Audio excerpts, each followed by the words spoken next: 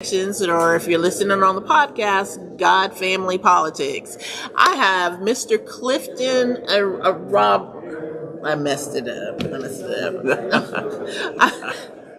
Sean Clifford. Yeah. I suck. I absolutely suck. Hey, well, he's here he's the CEO of a company that helps protect children from pornography, actually helps families. Tell me about what you do. I run a company called Canopy that has software. You would download it to any one of your child's devices, and it scans internet traffic in real time. What about phones? Smartphones, tablets, computers. Okay. And we are able to scan internet traffic as you browse in milliseconds. And thanks to artificial intelligence, we can detect any nudity in any image or video that's out there. We also scan text, and we just pull it out. And if there's too much, we'll block the whole page. So we do this for pages that were created 5 minutes ago, things that were fine yesterday and are bad today. So we can effectively deliver your child a porn-free internet experience. Wow. What's the name of your company? Say it Canopy. One more time. Canopy? Yes, and we're at canopy.us. Canopy.us. So how did you even get started in this? Tell us the story. Tell us about you. Okay, I'll tell you two origin stories. Origin story number one, I had a very dear friend, Evan Loomis, who sat down with me in 2007, and he said, "What would you do if you made silly money?" I thought about it, and I gave him my answer, and I then asked him the same question. He said he would dedicate his life to overcoming the scourge of pornography. And it was the first time I had heard that this was as prevalent and pernicious and problematic as it was. And since then, I started looking into it. I didn't have kids back then, but sure enough, it has changed. A lot of people think pornography is the old Playboy magazine, and we're in a completely different world. So much more addictive, so much more bingeable, and hacks our brains, really.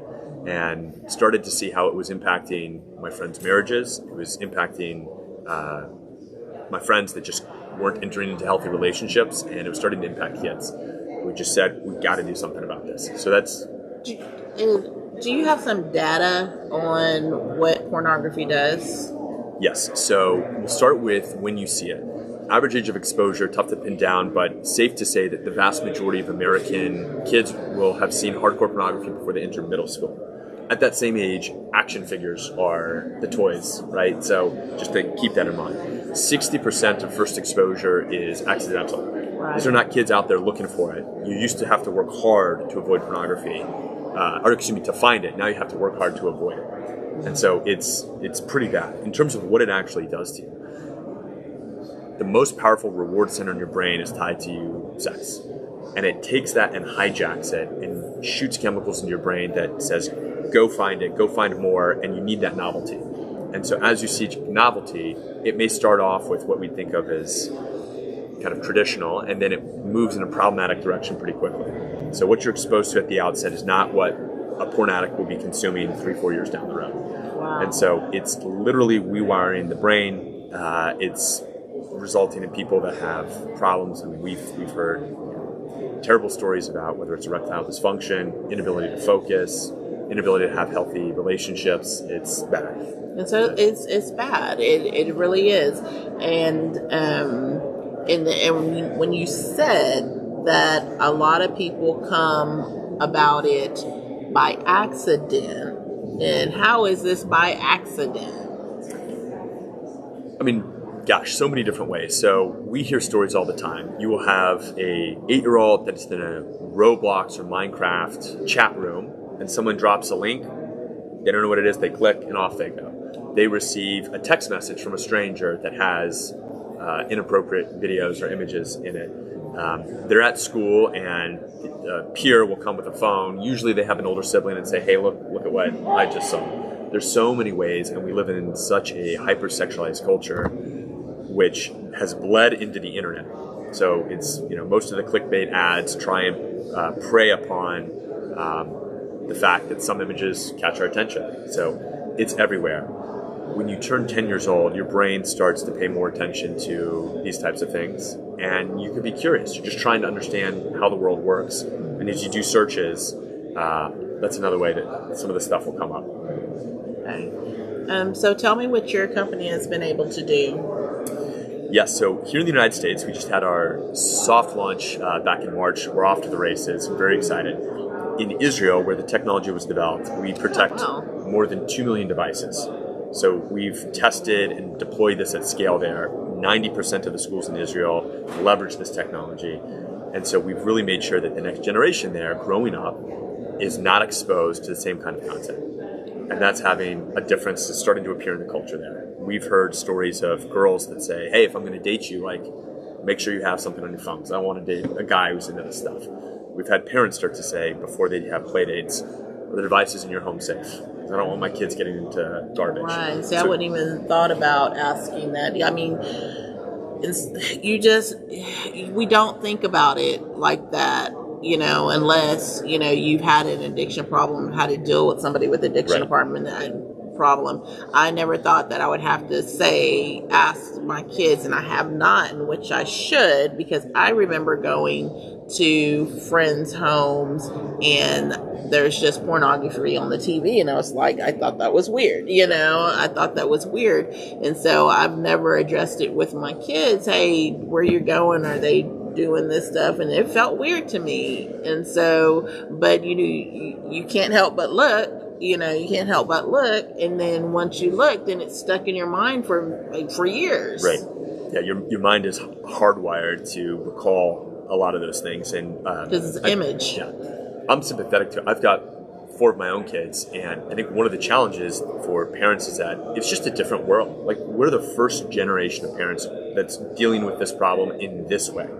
Again, pornography is age old, but when I was growing up, you had to try hard to go find it. Mm-hmm. And we've never had a situation before where any 8-year-old with a few clicks of a button can see anything and everything that's out there in the world.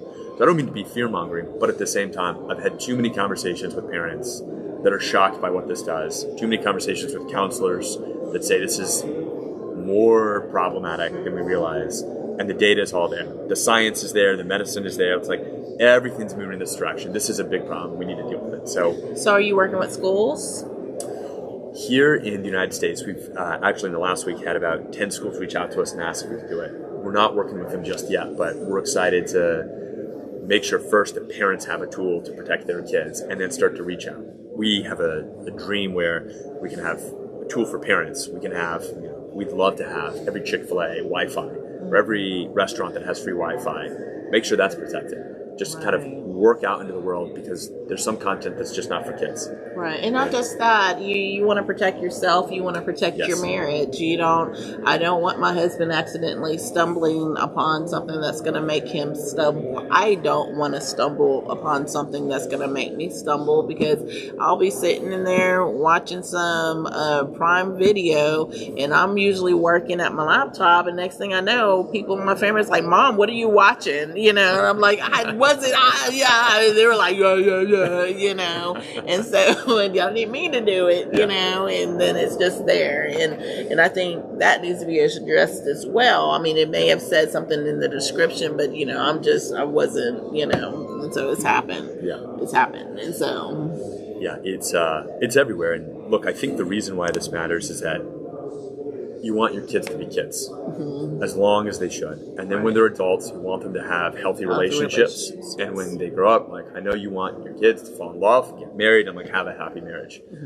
All of those things are a lot harder if you can't keep some of this stuff out. Right. So the things that we care about, our kids growing up to be fulfilled and happy, and really flourish, we need to make sure that the stuff that's coming in, both the content they consume, but also just how they use tech, is done well. If we don't get that right, doesn't mean everything's going to go off the tracks, but it's a lot easier for it to go that way. Have you heard any horror stories about?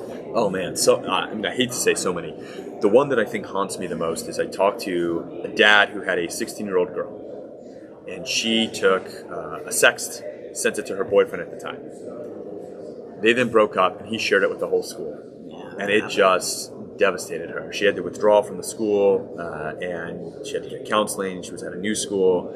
And he said that she was like a wilted flower or a shadow of herself. She was previously spunky, energetic, the life of every party, and now she just sinks to the back.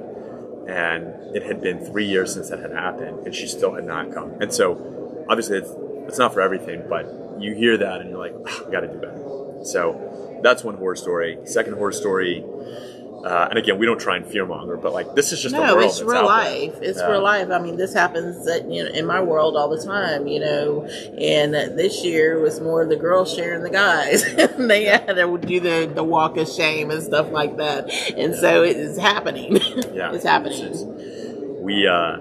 One of my employees works with young kids and college kids, I should say, and in one of their meetings, he shared that 20% of the guys have erectile dysfunction. These are college kids. Mm-hmm. It shouldn't happen. Like your body and your mind should work when you're 20 years old. It's never, historically, the data suggests this is not something that should impact men in their 20s. Mm-hmm. It's happening because they are addicted to pornography, and it's changing the way their brain is wired. It's changing the way they think, and it's like actually impacting them. So that to me is devastating. So I've got three boys and a girl, but you want something more for your kids. So the moral of the story is, if you don't want erectile dysfunction, do not get addicted to pornography.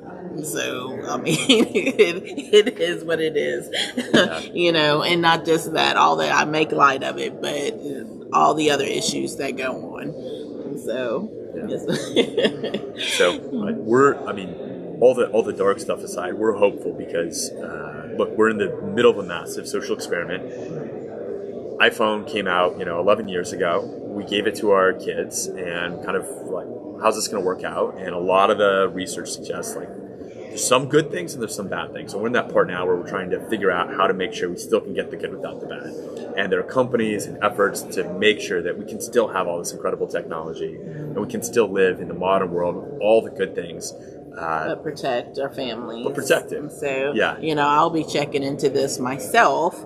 My husband is saying all the time, you need to check the kids' devices. You need to go through them and check them out and make sure they're not watching stuff, because it is dangerous. They don't know that, until it's too late and they're caught, and that's all that's in their head. And so I'm going to be checking into this and hopefully help keep it sounds like it will help keep my family protected, and I'm sure you want your family to be protected. So go to the website. What is the website again? Canopy.us. Canopy.us, and I think Daniel's already put it up there, but Canopy.us.